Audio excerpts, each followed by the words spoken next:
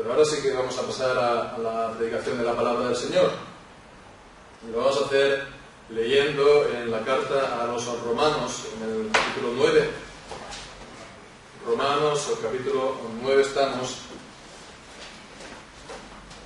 Vamos a leer desde el versículo 24.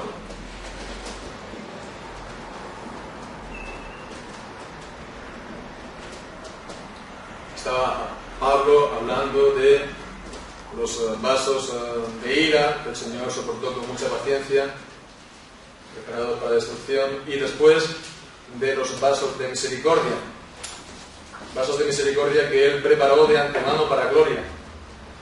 Entonces dice, en el versículo 24, a los cuales también ha llamado, esto es, a nosotros, no solo de los judíos, sino también de los gentiles, como también en Oseas dice, llamaré pueblo mío al que no era mi pueblo, y a la no amada, amada. Y en el lugar donde se les dijo, vosotros no sois pueblo mío, allí serán llamados hijos del Dios viviente. También Isaías clama tocante a Israel, si fuera el número de los hijos de Israel como la arena del mar, tan solo el remanente será salvo, porque el Señor ejecutará su sentencia sobre la tierra en justicia y con prontitud. Y como antes dijo Isaías, si el Señor de los ejércitos no nos hubiera dejado descendencia, como Sodoma habríamos venido a ser, y a Gomorra seríamos semejantes. ¿Qué pues diremos? Que los gentiles que no iban tras la justicia han alcanzado justicia, es decir, la justicia que es por la fe. Mas Israel, que iba tras una ley de justicia, no la alcanzó. ¿Por qué? Porque iban tras ella no por fe, sino por obras de la ley, pues tropezaron en la piedra de tropiezo, como está escrito, he aquí pongo en Sión piedra de tropiezo y roca de caída, y el que creyere en él no será avergonzado. Amén. Amén. El Señor bendiga su santa palabra. Amén. La semana pasada pues habíamos comenzado el mensaje, digamos, de una manera un poco cinematográfica, hablando de aquella película de Carlos Bardo, y esta semana pues, aunque no vamos a hablar de ninguna película en concreto, pero también pues nos podemos ahora imaginar una escena, ¿no? Una escena, digamos, de cine, de alguna película. Y seguro que nos lo habremos visto de alguna manera o de otra en alguna película. Es bastante corriente, bastante común. Podemos imaginar la escena de la familia reunida a la hora de leer el testamento. Se murió pues el padre de familia, digamos, él que era un gran millonario, pues está la familia entonces en casa del notario, toda reunida alrededor de la mesa del notario, y se va a dar la lectura del testamento. Entonces, pues bueno, allí está, todo el mundo piensa que lo normal, ¿quién va a ser la heredera universal? Pues la joven esposa del millonario. El millonario ya era pues una persona muy mayor y pues se había casado recientemente. Entonces, bueno, era una persona que todo el mundo pensaba y todo el mundo sabía era una mujer joven, bella, sí, pero era también una intrigante y bueno, infiel le había sido al marido en repetidas ocasiones, y de hecho había las sospechas de que había sido ella quien lo había envenenado, quien lo había, se lo había muerto, se lo había cargado, para poder ella recibir la herencia de su marido. Bueno, pues entonces están todos ahí reunidos con cara muy solemne y se da la lectura al testamento, y entonces viene la sorpresa porque a última hora el millonario cogió e hizo como heredera universal de todos sus bienes no a su mujer, sino a una joven sobrina suya, que además no era sobrina carnal, sino que además había sido adoptada. Que pues sorpresa se llevó todo el mundo, y en especial la joven y bella esposa, que salió corriendo y estaba pues completamente enfadada y furiosa, y estaba pues jurando venganza en contra de la jovencita sobrina. Pues bueno, esta es una escena, sí, pero esto expresa bastante certeramente lo que estamos aquí viendo, lo que nos enseña este pasaje, porque este pasaje también juntamente con otros pasajes importantes en la Escritura nos enseña que ha habido un cambio en, no vamos a decir en los planes de Dios, porque Dios tiene unos planes desde antes de la fundación del mundo y estos son inmutables, el Señor lo tiene ya todo preparado de antemano, pero no es que tenga entonces un cambio de planes, pero sí que ha sido un cambio en el desarrollo de los planes, ¿verdad? Nosotros pues vemos aquí ha habido un cambio importante con respecto a cómo se estaba desarrollando estos planes de salvación antes de la venida de Jesucristo a después de la venida de Jesucristo y la venida del Señor Jesucristo en medio. Entonces ha habido un cambio en este desarrollo de los planes en el sentido de que Dios dio en el Antiguo Testamento a los padres, a los patriarcas, las promesas. Los patriarcas Abraham, Isaac y Jacob les dio las promesas de ser el Dios de ellos y de sus descendientes, el Dios de ellos. Con lo cual, pues vemos, Dios no es un Dios de muertos sino de vivos. Estaba entonces, en esa promesa estaba encerrada la promesa de la salvación y de la vida eterna. Le estaba pues prometiendo esto, la salvación, la vida eterna, a ellos y sus descendientes, con la promesa de que ellos, y que solo ellos, eran el pueblo de Dios de entre todos los pueblos de la tierra, como vemos en el libro de Éxodo, que dice que Israel es la niña de mis ojos, es el tesoro de entre todas las pueblos de la tierra, en el capítulo 19. Entonces ellos se encontraban separados de todas las demás naciones e Israel era, o el pueblo judío era la nación del Señor, el pueblo de Dios. Pero con la venida de Jesucristo ha habido un cambio. ¿Un cambio por qué? Pues porque el pueblo judío en su gran mayoría lo rechazaron todos los mandatarios, los gobernantes y también pues con ellos todo el pueblo que lo seguía, ¿no? a sus gobernantes. Lo rechazaron, lo crucificaron, lo mataron, entregándolo a los gentiles, y no solo eso, sino que después, cuando resucitó, tampoco creyeron el anuncio de su resurrección, se opusieron a este anuncio, a la predicación de los apóstoles que daban el testimonio de que Él había resucitado.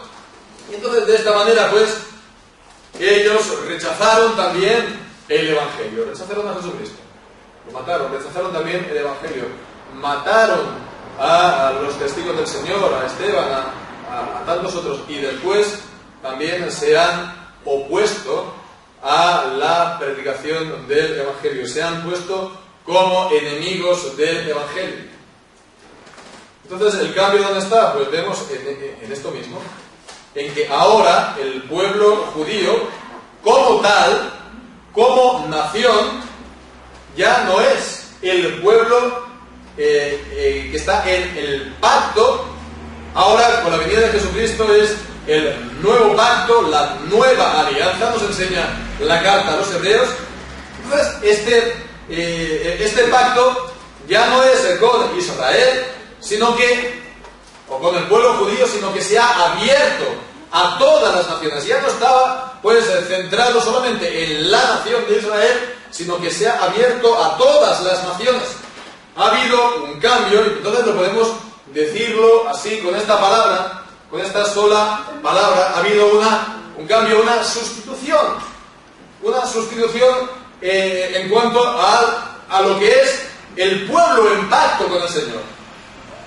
¿Cuál es el pueblo que está en pacto con el Señor? Podemos hablar de sustitución en cuanto al pueblo pacto con Dios. Ahora bien, al hablar de sustitución, pues es algo realmente hoy día que no está nada bien visto hablar sustitución. Van a decir inmediatamente tú eres de la teología de la sustitución. Y bueno, pues vas a recibir críticas, ¿no? Es como meter la mano en una avispero, realmente.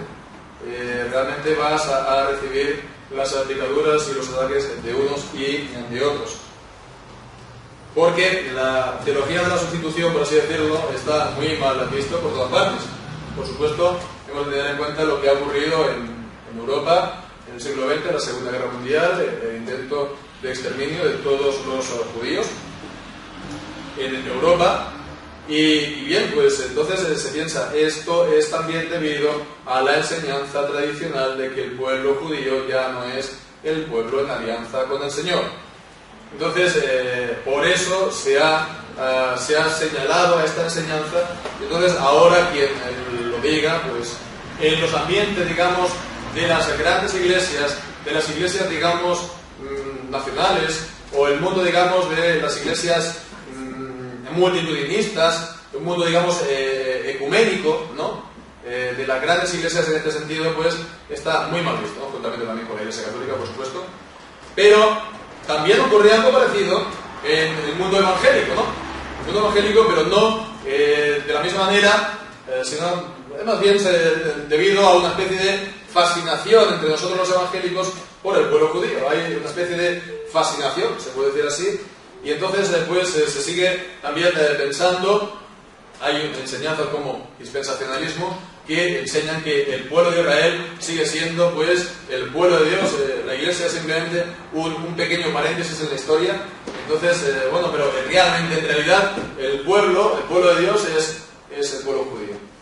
Y pues ha sido la enseñanza, digamos, más fuerte, predominante entre el mundo evangélico, y entre unas cosas y otras también están pues los judíos mesiánicos, que también pues intentan traer toda una serie de la comprensión un poco de la cultura judía. Entonces hay una especie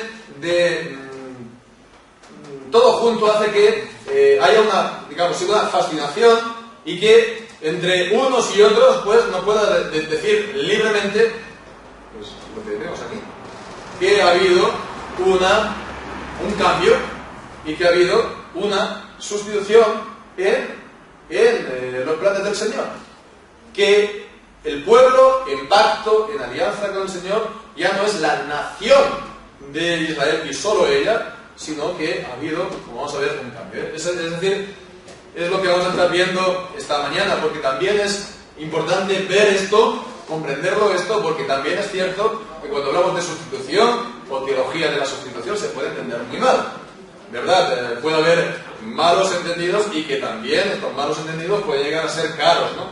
Porque en parte también, pues estas críticas, ¿no?, a la teología de la sustitución son también en parte ciertas, porque la versión normal de la, entre comillas, sustitución no es la que nos encontramos aquí en Romanos 9 y 11, como vamos a ver ahora, y como vamos a ver la voluntad del Señor, si el Señor no lo permite, pues a medida que vayamos avanzando en estos capítulos. Entonces, ¿qué es lo que nos enseña exactamente este pasaje? Pues lo vamos a intentar ver con la ayuda del Señor. Y en primer lugar, pues lo primero que vamos a decir acerca de esto es que no se trata exactamente de un cambio entre comunidades. No es un cambio entre comunidades, en el sentido es decir, que no es que antes eran los judíos, como tal, todos los judíos, como tal, los que estaban en pacto con el Señor, y ahora son los gentiles, y todos los gentiles, ¿verdad? Y esto es un poco la comprensión, ¿no?, más simple, la más normal que antes había de esta sustitución, ¿verdad? Que ahora ya no son los judíos, sino que ahora son todos los gentiles, o por lo menos pues todos los que han sido bautizados, ¿no?, en la cristiandad, el cristianismo, ¿no?, que pues serían los no judíos. Entonces vemos que esto no es así. ¿Por qué? Versículo 24, cuando dice que a los cuales también ha llamado, esto es a nosotros, no solo de los judíos, sino también de los gentiles, y es importante esta expresión. En griego, las preposiciones que están aquí es de entre, ¿no? Que salen de los judíos, de entre los judíos y de entre los gentiles. Estos son a los cuales Dios llama ahora. No son, entonces, por lo tanto, todos los judíos, no son todos los gentiles, es los que Dios llama de entre la nación de los judíos y de entre el resto de las naciones. Entonces vemos, no está llamando entonces a naciones, está llamando a individuos y personas en el seno, dentro de todas las naciones, incluida también la judía. Entonces, ¿quiénes son estos a los cuales Dios llama? Son, por supuesto, los que, nos dice el versículo 23, son los vasos de misericordia. Los vasos de misericordia son los que Dios llama de entre los judíos y de entre todas las naciones. Y esto, como veíamos la semana pasada, está también pues en contraste con los vasos de la ira. ¿Y quiénes son estos vasos de la ira? Pues es bueno que lo tengamos en mente. Acordémonos que todo este capítulo está hablando de la nación de los judíos, por lo menos de aquellos que no han recibido el Evangelio y que lo han rechazado, por los cuales Pablo siente un gran dolor y está orando al Señor que sean salvos, y él también reconoce los privilegios que le dio el Señor, pero también dice esto, no es Israel, todo Israel, ¿verdad? En el capítulo 9, versículo 6, no todo Israel es Israel. Así, por lo tanto, vemos que estos son a los que se están refiriendo. Los vasos de la ira son los que del pueblo de Israel no han creído, han rechazado el Evangelio. Por extensión, lo podemos decir lo mismo de todos aquellos que no reciben el Evangelio de entre todas las naciones. Pero primeramente en este texto, primeramente en este pasaje, se tiene en mente a los judíos que no reciben el Evangelio, sino que lo rechazan. Entonces se nos dice acerca de estos, los vasos de ira, de los, digamos, israelitas que no creen, pues se dice que las promesas de Dios no fallaron en ellos. Es lo que se nos dice en el versículo 6, no que la palabra de Dios haya fallado, porque no todos los que descienden de Israel son israelitas, o no todo Israel es Israel, literalmente, como dice el texto. No fallaron en ellos, ¿por qué? Pues porque esas promesas fueron para los hijos de la promesa. Los ejemplos que hemos visto de Isaac y los ejemplos que hemos visto también de Jacob, ¿verdad? Ellos eran, pues, los elegidos, ¿no? Las promesas de Dios fueron para los elegidos en el pueblo de Israel. Por eso no fallaron, porque realmente Dios se las daba a ellos. Entonces vemos que esas promesas Dios las dio en su palabra, y Dios las dio a Abraham, Isaac, Jacob. Dios las dio en su palabra, pues para que se cumplieran en los elegidos que el Señor amaba, ¿verdad? Pero el Señor pues también incluyó externamente a todos los demás judíos en la alianza. Esto lo podemos ver por medio de un ejemplo. Pensemos la imagen de una carta que pues un soberano da, ¿no? Un documento sellado con su sello oficial, y es pues la carta de que vayan todos los súbditos con esa carta y que vayan al Banco Nacional y que retiren de ese banco pues una gran cantidad de dinero que el soberano les daba a sus súbditos, ¿no? Entonces él da la carta y la hace que vaya esa carta de mano en mano, ¿verdad? Entonces todos la reciben, esos súbditos, pero los súbditos, hay algunos súbditos, la gran mayoría de los súbditos, que no hacen el esfuerzo de ir al banco para cobrar, para recibir el dinero, la cantidad de que el soberano les daba. Entonces ellos no reciben esa carta. Y sí que reciben la carta, pero no reciben, por lo tanto, los beneficios. Pero ellos lo que hacen es seguir transmitiendo la carta, va de mano en mano, y los otros, hay quienes sí, al recibir la carta, el sello y las ordenanzas, ellos sí que van al banco y retiran pues el dinero que se les da. Y a ellos fue a los cuales el soberano se los daba. El soberano los conocía a sus súbditos y sabía exactamente quién lo iba a hacer. Lo sabía también. Pues en el caso de Dios estamos hablando porque Dios iba a mover, por supuesto, sus corazones para que así lo hiciera. Entonces, vemos, esta es la ilustración, ¿verdad?, de que, bueno, toda la nación estaba incluida externamente, es decir, oficialmente, solemnemente en el pacto, pero no todos habían recibido los beneficios de estar en el pacto con el Señor, los beneficios espirituales, la salvación por la fe. ¿Por qué? Pues porque vemos, como vemos aquí y en el resto de la Biblia, porque eran incrédulos, porque eran desobedientes, porque eran infieles y no pues hacían lo que el Señor les decía, no mezclaron fe al anuncio del Evangelio, como nos dice Hebreos.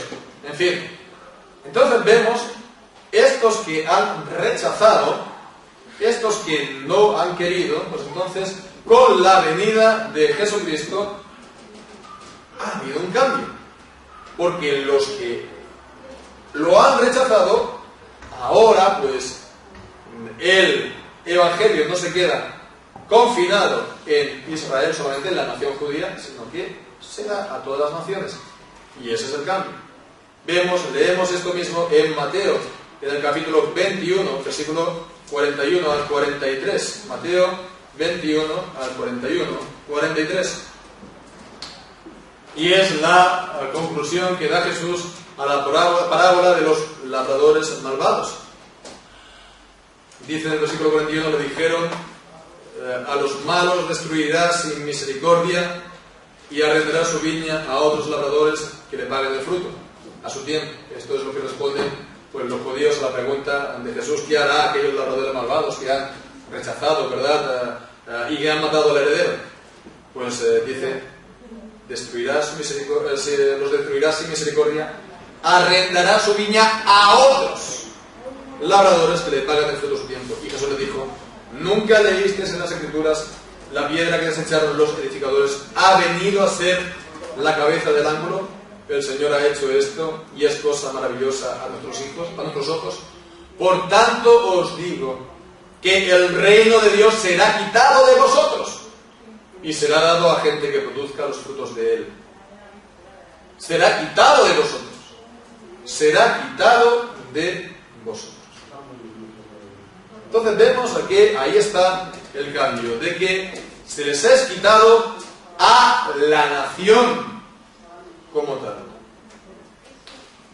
Y es cierto que en un sentido no hay cambio. ¿Por qué? Pues porque la palabra había sido dada en el Antiguo Testamento a los elegidos de los judíos, ¿verdad? Y no a todos a todo el pueblo. Entonces solamente a ellos. Y ahora pues a ellos se les suma a los que Dios llama también de entre todas las naciones, los elegidos de entre todas las naciones. Y es en ese sentido que aquí y en otros pasajes se nos dice, como hemos leído en Filipenses 3, nosotros somos la verdadera circuncisión. Nosotros somos el verdadero Israel, Gálatas 6. Nosotros entonces somos injertados en el olivo, como dice también en Romanos 11. El olivo de Israel. Entonces, digamos que ahora nos injertamos, venimos de fuera a lo que ya está existente, al pueblo de Dios, a los elegidos de Dios desde la fundación del mundo. En ese sentido, no hay un cambio. Pero el cambio está en que en la parte que no ha creído, en la parte que se ha sublevado, en la parte que se ha rebelado en contra de Dios y que ha rechazado el Evangelio. Ahí está el cambio, porque ellos han sido apartados.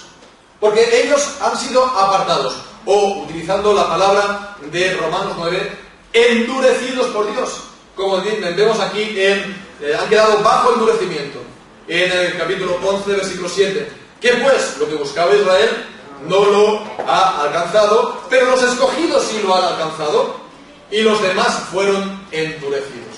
Y han quedado entonces bajo el endurecimiento con todo lo que esto comporta. Y para esto lo que comporta, pues vemos en Primera de Tesalonicenses, capítulo 2, ellos sí han rechazado el Evangelio, se han quedado endurecidos, pero se han quedado también haciendo la guerra a Dios, oponiéndose al Evangelio, a la predicación del Evangelio. Y dice entonces en el capítulo 2 de Primera de Tesalonicenses, versículo 15, podemos leer: los cuales judíos mataron al Señor y a Jesús y a sus propios profetas, y a nosotros nos expulsaron, y no agradan a Dios, y se oponen a todos los hombres, impidiéndonos hablar a los gentiles para que éstos se salven. Así colman ellos siempre la medida de sus pecados, pues vino sobre ellos la ira al extremo. Entonces vemos, la ira de Dios sobre ellos, dice, ha venido al extremo. Entonces, la parte no creyente de Israel está en endurecimiento, y está, por lo tanto, también pues, bajo la ira de Dios. Y es en este sentido que podemos hablar de la sustitución, del cambio, ¿no? Que el reino se les ha sido quitado a ellos y se les ha dado a, pues, de entre todas las naciones, aquellos a los cuales Dios los llama. Y esta es, tenemos la doctrina bíblica podemos hablar de este cambio, de esta sustitución. Y es la doctrina, digamos, histórica de las iglesias de la Reforma. Lutero, Calvino, todas las iglesias de la Reforma han estado enseñando esto, confesando esto. Por supuesto, se tiene que expresar con cuidado, se tiene que decir, pues, con la precisión de lo que dice la palabra de Dios, pero la idea está clara, se tiene que enseñar también acerca de ella. No se puede decir que, sin más, el pueblo de Israel pues se continúa en el mismo estado que en el Antiguo Testamento y que no ha habido para ellos ningún cambio. No, es cierto. Está el Nuevo Testamento, está la Nueva Alianza, la carta a los Hebreos, o Hebreos 8, Hebreos 10, nos está enseñando que hay un nuevo pacto, y el pueblo en pacto con Dios, en este nuevo pacto, son los que Dios llama de entre todas las naciones, judíos y gentiles. Judíos y gentiles. Entonces está claro. Así que realmente uno se puede preguntar cómo es posible que las ideas raras, extrañas, nuevas acerca de Israel hayan cogido fuerza entre iglesias de la Reforma, gente que se dice reformada, pues se pueda oponer con fuerza, violentamente, cuando se habla, se enseña acerca de ello. Alguien que se diga reformado no reconozca esta enseñanza como en la Biblia y en la iglesia misma reformada a lo largo de los siglos. Porque ¿a dónde está el fallo? En todo lo que hemos estado viendo. ¿Dónde está el fallo? En todo lo que en la Biblia nos ha ido diciendo. Entonces, si recoges todo lo que hemos estado viendo, pues lo que se ha de concluir es precisamente eso, que la parte incrédula de Israel ha sido apartada, y en su lugar pues están todos aquellos a los cuales Dios llama. Y esto es, decimos, la doctrina y enseñanza de este pasaje, que, volviendo a este pasaje, vemos, está confirmada con citas de la Escritura. Citas de la Escritura, y el apóstol pues da unas cuantas. Leemos la primera de ellas en el capítulo 9, sí, por supuesto, versículo 25, cuando dice: como también en Oseas dice, llamaré al pueblo mío al que no era mi pueblo, y a la no amada, amada. Esto es una cita casi literal, de Oseas capítulo 2, 23. Y después, a continuación, dice: y en el lugar donde se les dijo, vosotros no sois pueblo mío, allí serán llamados hijos del Dios viviente. Y esto es una cita, sí, literal, de Oseas 1.10. Entonces es dos pasajes diciendo que el apóstol Pablo pone juntos como si fuera uno. Es algo que él acostumbra hacer. Por ejemplo, en Romanos 3, ¿no?, hace toda una serie de citas de salmos distintos. Aquí, pues, dos pasajes distintos de Oseas. Oseas 2.23, Oseas 1.11. ¿Qué es lo que viene a probar con estas citas? Por supuesto, Oseas está hablando del Israel de su tiempo, que iba pues, a ser restaurado por el Señor. Pero bueno, lo que viene aquí a citar, a confirmar esta cita, es, sí, la inclusión de los gentiles. Que los gentiles, la que no era su pueblo, la que no era llamada, aquellos que no eran pueblo de Dios, pues ahora son hijos de Dios viviente, ahora son su pueblo, ahora son amados. Entonces aquí se está centrando en los gentiles que son llamados por el Señor. Entonces tenemos esto en mente y continuamos ahora también con la siguiente cita, que es en el versículo 27 y 28, y ahora es otro profeta, es el profeta Isaías. También Isaías clama tocante a Israel. Vemos, ahora ya no está hablando de los gentiles, sino se centra en Israel. Y dice: si fuera el número de los hijos de Israel como la arena del mar, tan solo el remanente será salvo, porque el Señor ejecutará su sentencia sobre la tierra en justicia y en prontitud. Y esto es una cita de Isaías, capítulo 10, versículo 22 y 23, podemos leerlo, porque hay también una diferencia textual. En la Reina Valera 60 está siguiendo aquí el texto crítico, no así las Biblias anteriores, hasta 1909, que citaban el texto, traducían el texto recibido. ¿Cuál es la diferencia? Que el texto recibido es la traducción del hebreo, mientras la Reina Valera hay una parte de este texto que vamos a leer que suprime. Podemos leerlo entonces aquí en Isaías capítulo 10, versículos 22 y 23.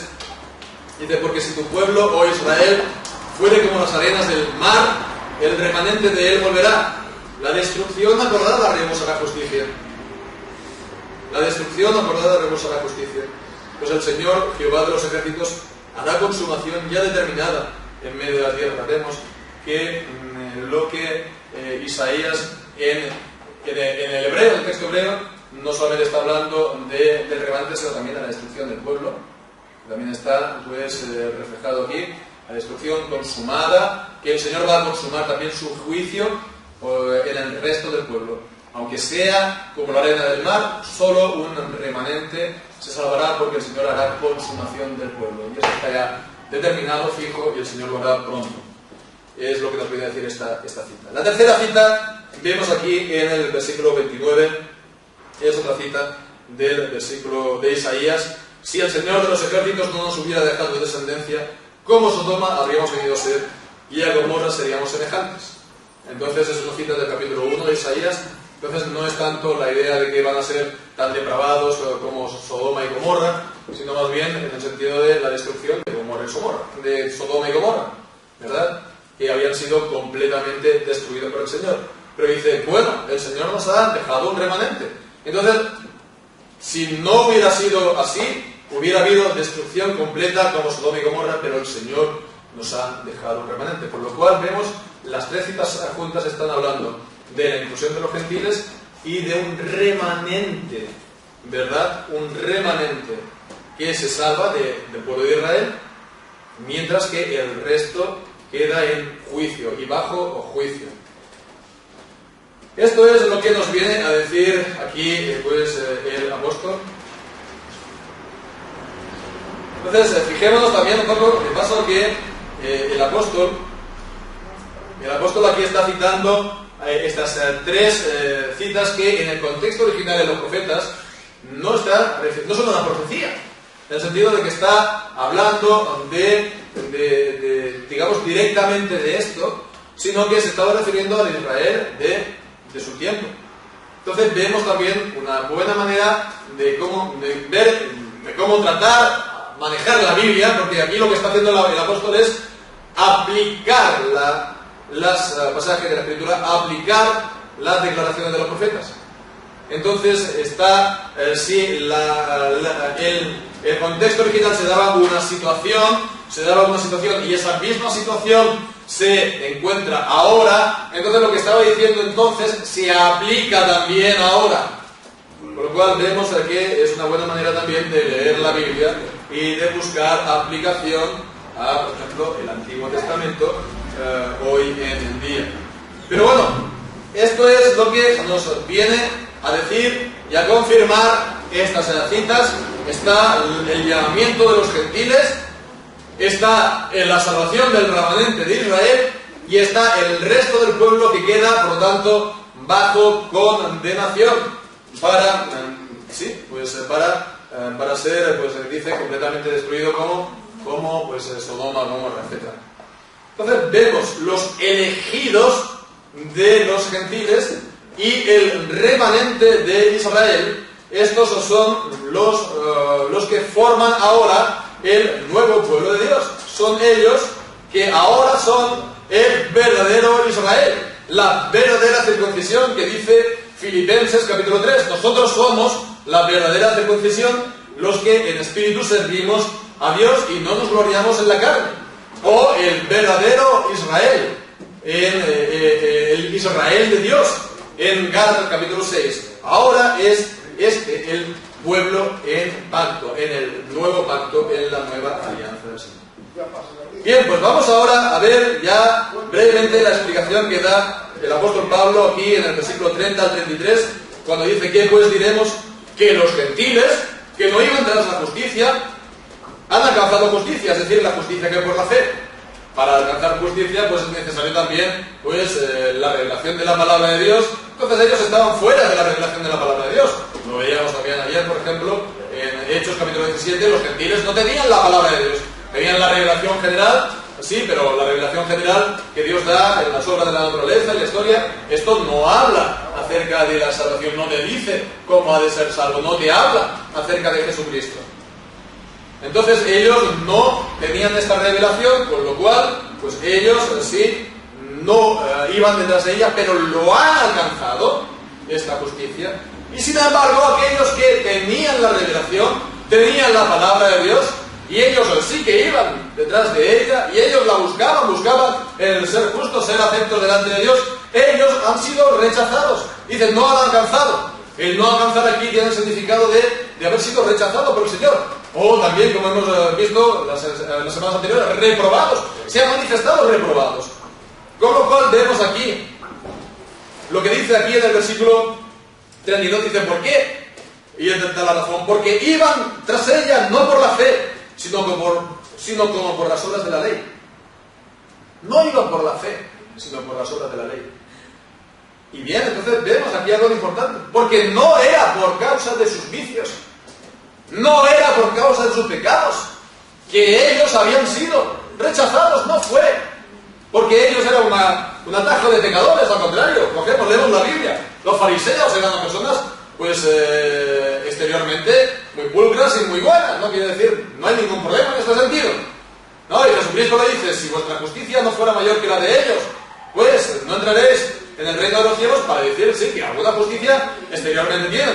También dice que vosotros tenéis que hacer lo que ellos dicen, no lo que ellos hacen.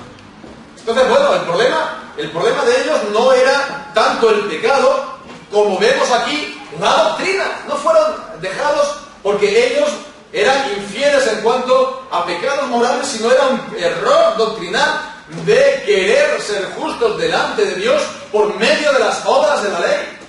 Y todo lo que esto lleva consigo. Entonces era un error doctrinal. Y aquí vemos la gravedad de los errores doctrinales. Podemos decir que son peores que los errores morales, con todo y con lo grave que puedan ser. Pero los errores morales los tenemos aquí, en la iglesia de los Corintios, pero Pablo no le está diciendo que vosotros sois desechados como el pueblo de Israel. Quiere decir que él los sigue tratando como a la iglesia del Señor Jesucristo. Es, si se puede decir así, preferible. No es que uno prefiera el pecado, por supuesto, en absoluto, pero es preferible en este sentido que estamos hablando. Una iglesia en los que haya problemas morales, pero deja intacta la doctrina y la enseñanza de la palabra de Dios, aquella que sean de muy buenas personas, pero pervierte la enseñanza de la palabra de Dios, porque si perviertes la enseñanza de la palabra de Dios, no le estás dando el camino de la salvación a la gente, el verdadero camino de salvación a la gente. Le vas a hacer creer que ellos pueden llegar a ser buenos por sí mismos y ya está. Entonces vemos que esto nos da pie para que podamos abordar esto en relación con nosotros. ¿Qué diremos entonces en relación con nosotros acerca de este pasaje? Pues podemos aprender acerca de la naturaleza de la Iglesia del Nuevo Testamento. Esto uno. Porque vemos, son los llamados, los elegidos, que Dios llama de entre los judíos y de entre los gentiles. Son los vasos de misericordia, son los elegidos. Y estos son la iglesia del Señor. La iglesia invisible, por supuesto. Pero la iglesia invisible tiene que tender a esto también, ¿verdad? También que es cierto que hay gente que no es verdaderamente salva, que está dentro de la iglesia, está el trigo y la cizaña, pero vemos aquí que, digamos, oficialmente el estatuto que nos da la palabra de Dios a la iglesia es que somos los elegidos de Dios. Y esto, por lo tanto, nos habla que no se ve aquí nada acerca del cristianismo nominal, de cristianos solamente de nombre, de cristianos que solamente van a la iglesia para el nacimiento, para la primera comunión, para la boda y para el entierro. Del cristianismo nominal, nada. De gente que solamente es cristiana de nombre o de boca, pero que vive completamente como quiere y completamente al margen de la palabra de Dios, tampoco. Y esto es también para que, digamos, compensemos lo que hemos dicho antes acerca de la vida. Nuestra vida ha de ser vestidos como escogidos de Dios, nos dice la palabra de Dios. Hemos de confirmar nuestra elección, como dice 2 de Pedro. Hemos de vivir como elegidos de Dios. Entonces vemos que la iglesia ha de brillar. Hemos leído en Isaías 60, ¿verdad? Sí, Isaías 60 al principio, y podemos leerlo aquí en Efesios, cuando dice en el capítulo también, cuando dice en el capítulo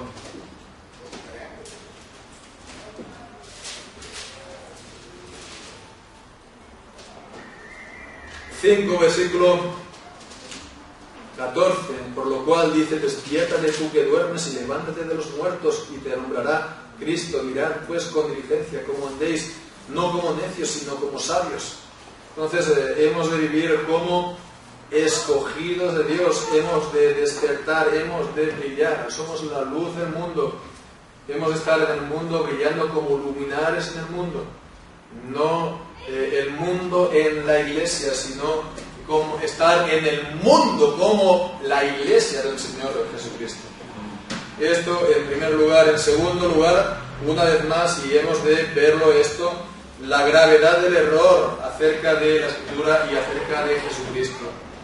Un error doctrinal acerca del Señor Jesucristo es de una gravedad tremenda. Las iglesias de multitudes nominales que solamente te enseñan a Jesucristo como una especie de password, de nombre en clave para, digamos, la lucha contra todas las injusticias del mundo. Esto es un error tremendo. Esto es una perversión del Evangelio. En las iglesias liberales que se ha convertido el Evangelio, pues prácticamente el mensaje de cambiar y transformar el mundo y abrazar todas las causas habidas y por haber. Pues muy bien, todas justas, pues perfecto, no hay ningún problema, dedícate a ellas, dedícate al cambio climático y a todo lo que tú quieras en tu tiempo libre, pero no digas que eso es el Evangelio. No digas que eso es el Evangelio, porque el Evangelio es el mensaje de Jesucristo y la salvación que ha hecho el Señor Jesucristo. Y esto es tristemente lo que nos viene ahora también encima. Los eslóganes ya evangélicos, no, debemos estar juntos para cambiar el mundo. O pues lo que nos viene a decir también uno de los grandes nuevos profetas, digamos, de la actualidad, por así decirlo, que dice: la nueva reforma debe ser una reforma no de credos, sino de obras. No en cuanto a la fe, sino de obras, ¿verdad? ¿Para qué? Pues abrazar las causas, pues yo qué sé, las injusticias del mundo, en el tercer mundo, el cambio climático y tal. Que está muy bien, sí, dedícate a ello si quieres, pero deja el Evangelio, deja el Evangelio. El Evangelio es el mensaje de la salvación, el anuncio de Cristo para salvación. Amén. Porque el Evangelio, y con esto acabamos, en una palabra es Cristo. Y entonces la cuestión es cómo está nuestro corazón con Cristo. Si estamos, digamos, con un corazón con suficiencia, Cristo no nos va a aprovechar de nada. Si pensamos que con nosotros no hay ningún problema, de que nosotros ya estamos bien, ya no nos hace falta a Cristo. Si pensamos que vamos a poder ser justos delante de Dios por las obras de la ley, de la gracia hemos caído, Cristo no nos aprovecha de nada. Entonces vemos que esto es importante, porque entonces Cristo te será una piedra de tropieza, una roca de escándalo, como hemos visto, y no será la cabeza del ángulo en el cual tú estás edificado como piedra viva en el templo del Señor. Así, por lo tanto, lo importante, vemos, la importancia de la doctrina, la importancia del Evangelio, en el fondo, es que en el fondo muestra la importancia de guardar el corazón de uno mismo.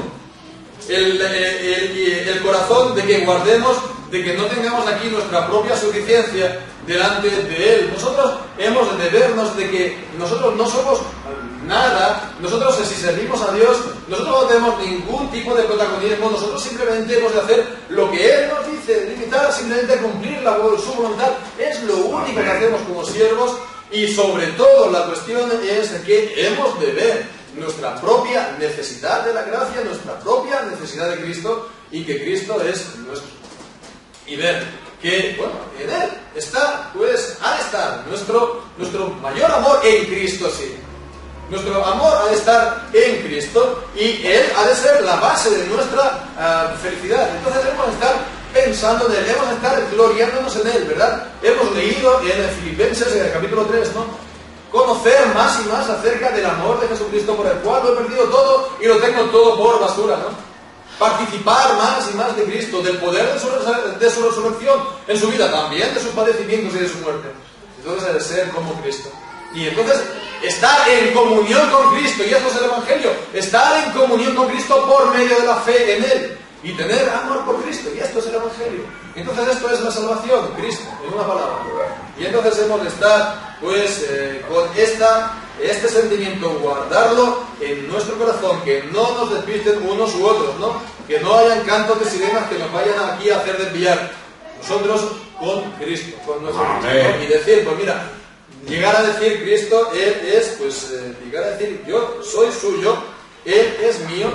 Tengamos esto presente, Él es mío, yo soy suyo por pacto. Yo soy suyo por pacto eterno. El Señor ha hecho pacto para que yo sea de Cristo, y lo ha sellado con su sangre. Y de esta manera hay una completa seguridad. Cristo es mío y yo soy suyo. Y Él me da en herencia su reino para siempre, y así estaré con Cristo por toda la eternidad. Bendito sea su nombre. Amén. Pues que el Señor bendiga esta santa palabra suya. Amén. Nosotros. Amén. Padre nuestro que estás en los cielos, te alabamos, te bendecimos, Señor, por Jesucristo, por el Evangelio, porque Él murió cargando con nuestros pecados, porque Él resucitó, Señor, para darnos la vida eterna. Gracias, Señor, porque Él es nuestra cabeza, y en Él estamos completos y sin que nos falte nada. Gracias, Señor Dios nuestro, porque nos has hecho conocer el Evangelio según es en verdad en tu palabra, y guárdanos en Él, Señor, para que no, Señor, le quitamos ni añadamos nada, y sobre todo que toda nuestra gloria esté en Cristo, todo nuestro amor, todo nuestro deleite esté en Él, Señor Dios nuestro. Te alabamos y te bendecimos por el Señor Jesucristo, y te pedimos que esta fe esté, Señor, en el corazón de todos nosotros, de nuestros hijos, de todos los que estamos aquí, como también de las casas, Señor, que estamos aquí representadas. Ten misericordia aún de ellas, Señor, y llámalos al Señor también, te rogamos, al conocimiento del Señor Jesucristo. Amén. En su nombre te pedimos todas las cosas y todas las gracias. Amén. Amén. Y vamos a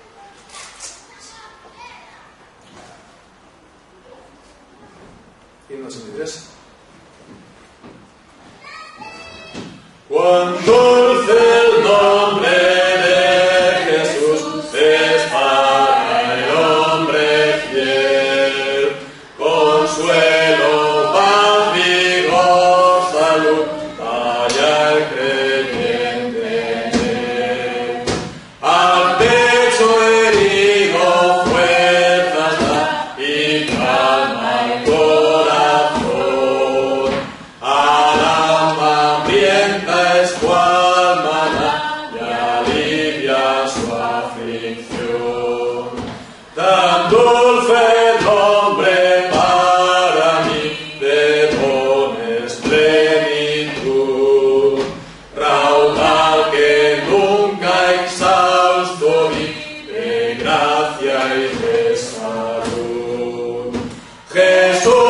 amigo y mi sostén, mi rey, mi salvador, mi vida y luz, mi eterno bien, hace camino. Es